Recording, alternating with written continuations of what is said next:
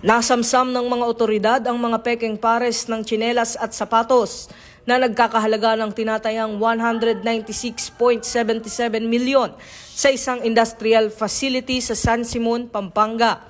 Ayon kay Acting Chief PNP Police Lieutenant General Jose Melencio Nartates Jr., isinagawa ng mga tauhan ng Criminal Investigation and Detection Group ang operasyon bandang alas 10 ng umaga sa isang pasilidad sa barangay San Pablo, Libutad.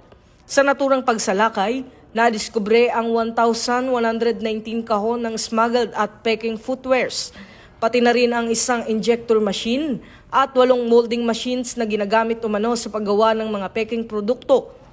3 Chinese nationals ang inaresto sa operasyon, bagamat hindi muna isinapubliko ang kanilang mga pagkakakilanlan habang nagpapatuloy ang investigasyon. Isinagawa ang raid matapos makatanggap ng mga reklamo mula sa online shoppers na nagsabing peke ang mga produktong ipinadala sa kanila.